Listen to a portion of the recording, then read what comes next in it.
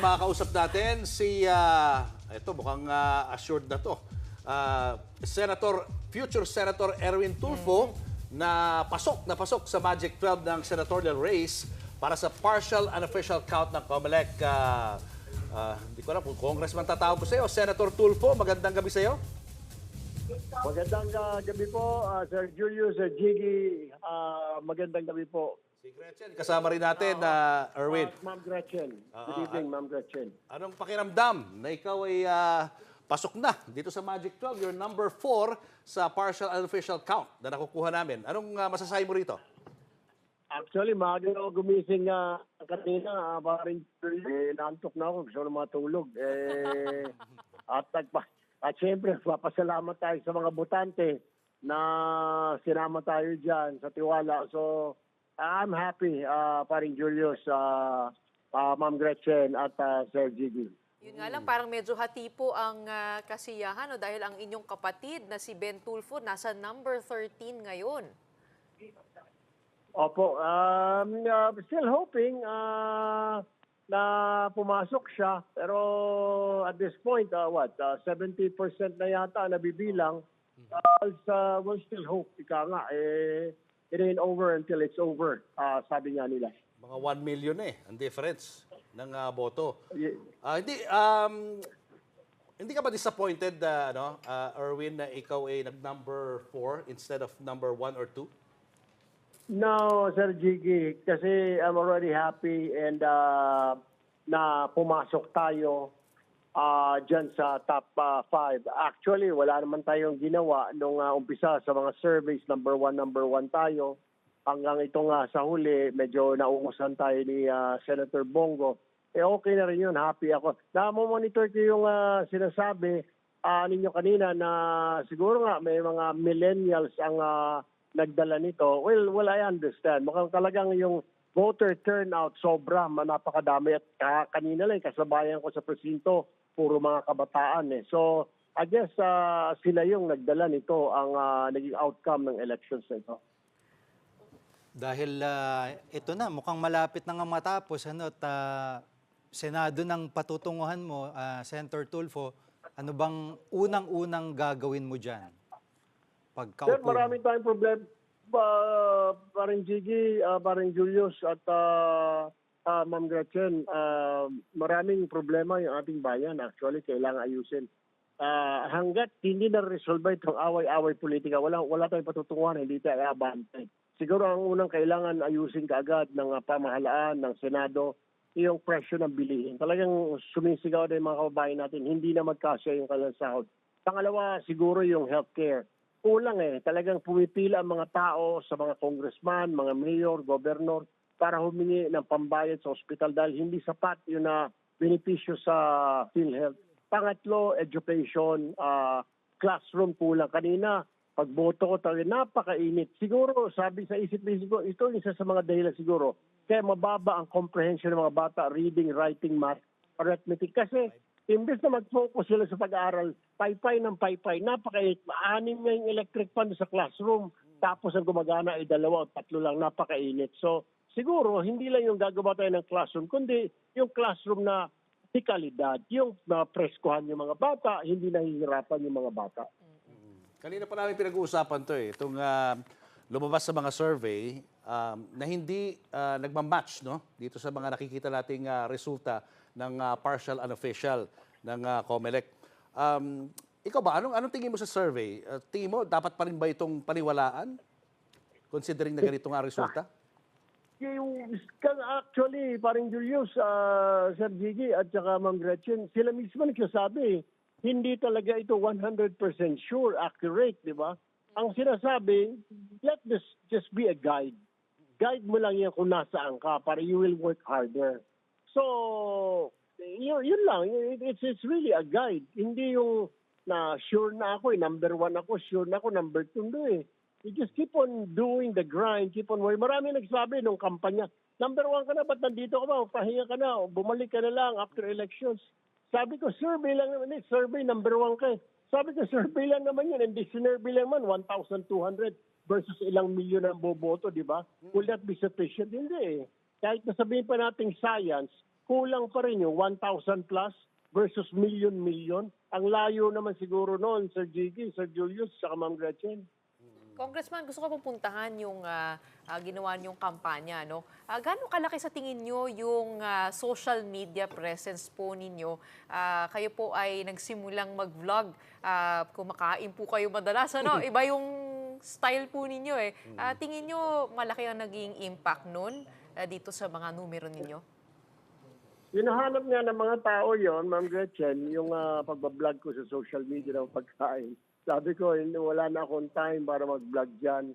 And then we have to get down and get these things done. We have to get serious. So siguro sa susunod ng mga vlog natin, Ma'am Gretchen, is ilalapit at sa tao para malaman ng lahat kung anong problema ng ating bayan and what are the solutions. Para hindi lang yung mga problema ng mga tao kailangan marinig natin, madala natin sa Senado. Siguro yun ang magiging step natin sa pagbablog next time para marinig ng buong bansa, marinig ng gobyerno, marinig ng Senado kung ano talaga ang tunay na problema sa loobin ng mga kababayan natin. Kasi hindi sila naririnig eh. Kaya hindi nagagawa ng solusyon. Wala ka bang regrets, Erwin, sa strategy ng campaign na ginawa mo? Para yun nga, hindi mo nakuha yung top 1 and 2? Actually, tinanong na ako dyan are you happy? Top 1 ka?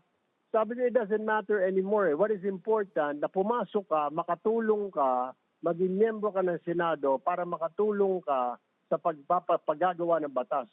Dahil binoto ka dyan as representative of the people. Kailangan lang, importante dyan, hindi naman importante, number 1 ka. Hindi naman sasabihin, Senator, number 1 Senator ganito, number 2 Senator, hindi naman eh. Pag pinakilala ka lang, the gentleman from ganito, the gentleman from ganon, di ba? Si Senator ganito, yung apelyido mo lang naman gagamitin, Senator Tulfo. Ang mahalaga is makapag-deliver ka. Kasi may mga alam ako na medyo mataas sa mga resulta, mga nakaraang eleksyon. Hindi naman nagpe-perform, hindi naman nakapag-perform. So, ang importante, nakapasok ka, and then you perform para makita ng tao na hindi nasayang yung boto nila. Number 1 ka nga kung hindi ka naman performer. Nakakahiya naman, di ba? Kanina po pinag-uusapan din po namin, maaari po ba kaya ang nangyari din dito ay nahati po yung boto nyo at ng kapatid nyo na si Ben dahil dalawa po kayong Tulfo na tumatakbo for the Senate, medyo baka nagsakripisyo ng konti yung mga numero ni Ben? Marami nagsabi sa akin yan, pero hindi ko pa napapag-aralan ngayon. I'm just happy na nasa number 4 tayo, Ma'am Gretchen. I'm just happy. Pero marami nagsasabi, naka-apekto daw, baka apektado. Hindi ko pa nakikita eh. I guess I will look into it tomorrow. Titignan namin, pag-aaralan ng staff ko kung naka-apekto nga talaga yan or kung hindi. Kasi sinasabi nila. Pero I believe, alam naman nila na dalawang Tulfo tumatakbo. 62 yung isa, 63 yung isa, di ba? So, ang sinasabi, kinakampanya naman ni Tolben ako, sinasabi niya, pag binoto niyo ako, 62, isama niyo ni 63 yung utol ko. Ganon din siya lately, I was telling them, yung alyansa kasi nasa 11 na lang, sabi ko, ilagay niyo sa 12 si Tolben. Oh, yan. Papakita natin, pakita sa iyo, Erwin, ni Edson yung analysis ng mga boto na iyong natanggap. Go ahead, Edson. Pakita natin kay future Senator Erwin Tulfo. Ito nga, kung makita natin yung heat map ni future Senator Erwin Tulfo nga, talagang solid siya dito sa norte. Pasok siya sa top 12, karamihan ng mga lugar na yan. At nakuha din niya yung NCR, kung saan nagdi-drill down lang tayo. Si Erwin Tulfo ay number 7 sa Metro Manila. So napaka-importante niyan. At makita rin natin, nakuha din niya ang Cebu dito. Kung saan number 10 si Erwin Tulfo. Sa Mindanao, dito lang siya medyo nawalan ng suporta. Pero may mga lugar pa katulad ng Zamboanga, napasok siya sa Magic 12. Pero ang pinaka-importante, kung titingnan natin itong mga boto niya sa mga vote-rich provinces, katulad na lang ng Cavite. So makita natin, number 7, si Erwin Tulfo dyan sa Cavite. How about Bulacan? Makita natin, number 6. So karamihan ng mga vote-rich provinces, katulad lang ng Cebu, Cavite, ng Cavite, ng Bulacan, at pwede rin natin tingnan ng Pangasinan na number 2 si Erwin Tulfo dyan. So napakaganda na naging performance ni Erwin Tulfo dito sa mga vote-rich provinces. Congressman, isa pang tanong po, dahil nakikita po natin, nanalo po kayo sa Norte. Malaking bagay din po ba yung machinery ng administrasyon na kayo po ay naging parte ng alyansa para sa bagong Pilipinas? Definitely, kasi binitbit tayo ng Norte. Wala naman tayong base dyan. Sumama tayo sa alyansa. Kaya siguro nabitbit tayo dyan. And I'm happy with the result. And take this opportunity to thank all of them.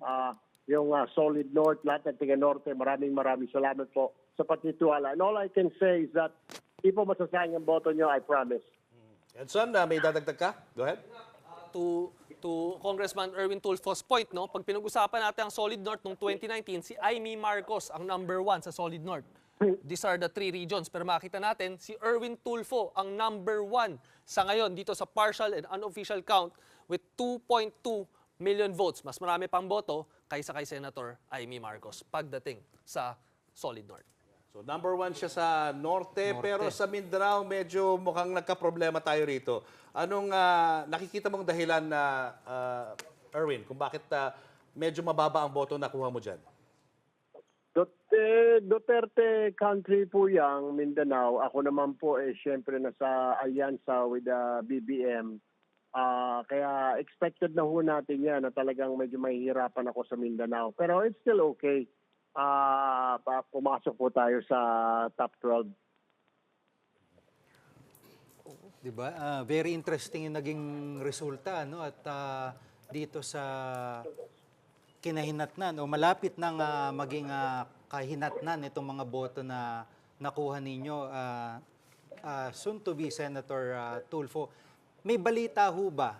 May balita ba kayo dun sa party list po ng inyong kapatid? Yung turismo party list? Hindi po ako nakatutok doon ngayon sa party list ng sister ko dahil yung binabantayan namin ng staff itong sa senatorial race at saka ito pong ACT-CIS. I believe nasa number 5 po yata ang ACT-CIS right now. Hindi ko pa nakikita yung sa sister ko po. Anong gagawin mo ngayon, Erwin? Ikaw ba'y matutulog na o hindi ka na matutulog hanggang bukas? Alas 4 pa ako gumising, parang Julius. Kailangan ko na matulog. At magpahinga na muna at bukas umaga magpasalamat tayo sa Poong May Kapal dahil nakapasok tayo sa Magic 12. Dahil makita naman natin yung composition nung mga nanalo. Ang dalangin ko lang, parang Julius, kahit sa amang partido sana, kakaibang partido namin, plataforma, para magkaisa naman kami para ang layunin ay binoto kami ng taong bayan na makapagsilbi sa kanila. I hope these 12 senators will deliver.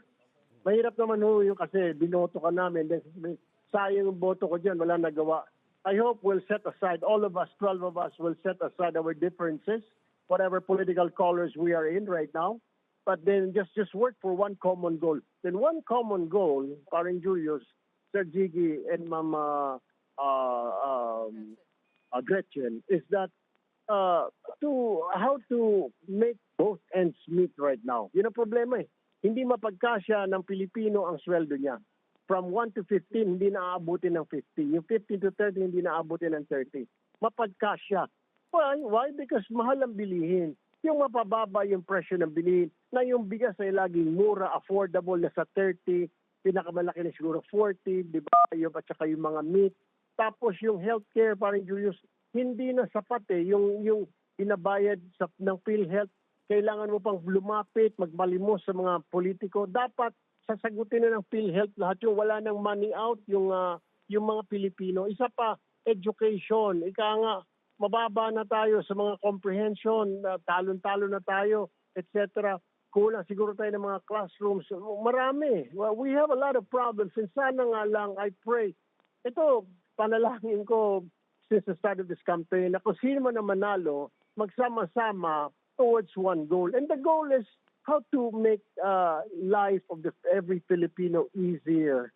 Ika nga, yung hindi naman matiwasay, kundi maitawid niya lang araw-araw yung kanyang pamumuhay.